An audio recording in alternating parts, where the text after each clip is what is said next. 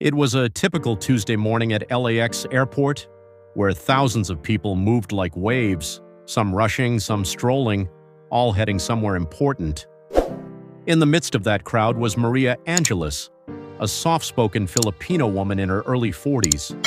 She wore a simple beige blouse, navy jeans, and her long black hair was neatly tied back. She didn't dress to stand out, and she didn't act like someone important, but beneath that quiet appearance was a story far more powerful than anyone around her could have guessed. Maria was boarding Flight 428 to New York, where she was scheduled to speak at the United Nations Global Health Summit. Her work had saved thousands of lives around the world, particularly in underfunded and overlooked communities. But on this day, none of that mattered, not to the people who only saw her skin, her accent, and her humble presence. As she approached the boarding gate, she greeted the flight crew with a gentle smile and said, "Good morning," in her distinct Filipino accent. The head flight attendant, Jessica, tall, blonde, sharp, responded with a smirk. "Well, good morning, ma'am," she said mockingly, exaggerating the way Maria pronounced the words. A few nearby passengers chuckled. Maria, unsure how to respond, simply nodded and continued walking. She had faced this kind of subtle mockery before, more times than she could count. Once inside the plane, Maria settled quietly into her window seat in row 14. As she sat down, she could hear Jessica whispering to another attendant nearby, "I swear some of these accents, I can't even understand them. Did you hear the way she said boarding pass?" More laughter followed. Maria heard it. So did the teenage boy beside her, who looked at her awkwardly but said nothing. The plane filled up slowly.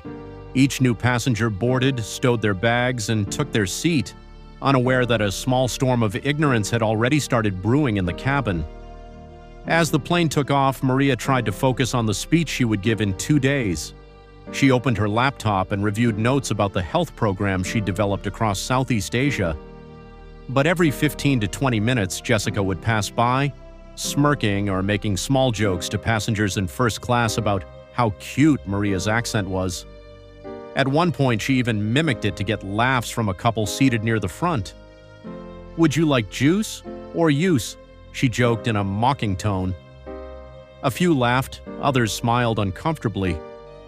Maria sat still. She didn't react, but the disrespect cut deep. It wasn't just about her. It was about every immigrant who had been mocked, every woman who had been underestimated, every person who had been judged for speaking English differently. The irony was that Maria's English was fluent, better than most Americans. Her accent wasn't a flaw. It was a part of her heritage, her identity, her pride. As the flight progressed, more and more people noticed the tension. A mother with 2 children frowned each time Jessica passed by. An older African-American man in row 12 shook his head in disapproval. Still, no one said anything. Maria didn't expect them to. She knew the power of silence, the way it reveals more about character than words ever could. What Jessica didn't realize, however, was that this flight was about to become a turning point in her life. Her behavior, once unnoticed and unchallenged, was about to face a reality check so big it would reach millions. Because the woman she was mocking, she wasn't just some random tourist.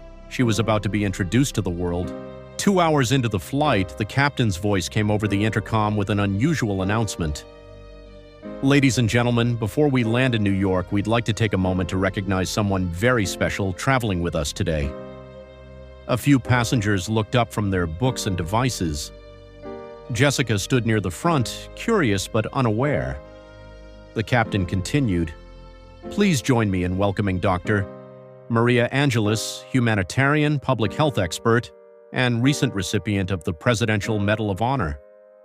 Dr. Angeles has dedicated over 20 years to fighting disease in developing nations and creating life-saving health programs around the world. She will be speaking at the United Nations later this week on behalf of millions of people whose lives she's changed." The cabin fell into stunned silence. Jessica's face turned pale. A few passengers gasped, others clapped instinctively. And there, rising slowly from seat 14A, was Maria. She didn't look like a celebrity or a world leader. She looked exactly the same as before, calm, kind, humble. But now every eye was on her. Phones came out, people recorded. Jessica stood frozen. Her mouth opened slightly, but no words came out. She walked toward Maria with a weak, trembling smile. I had no idea," she stammered. Maria looked her in the eyes and gently replied, "That's the thing. You didn't need to know who I was to treat me with kindness." The sentence hit Jessica like a truck. Her co-workers stood awkwardly nearby, unsure what to say. One of the older male flight attendants apologized quietly, but the damage had already been done. Maria sat down and the applause continued. Some passengers stood, others wiped away tears. It wasn't just respect, it was reverence. After landing, a passenger's video of the incident was uploaded online. The clip showed Jessica laughing earlier in the flight, followed by the captain's announcement and Maria's graceful response. Within 24 hours, it had gone viral, shared across Instagram, TikTok, and news sites. Thousands of comments flooded in. This is why you never judge a book by its cover. The class she showed while being disrespected? That's power.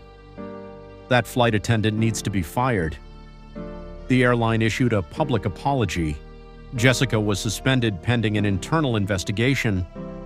Meanwhile, Maria went on to deliver one of the most powerful speeches ever heard at the United Nations. She spoke not just of health, but of dignity, how even the smallest moments of cruelty can shape a person's life. She didn't mention the flight. She didn't need to. The world already knew. Months later, Maria was featured in Time magazine's most influential people issue. Jessica, now working a desk job during her suspension, watched from a distance as the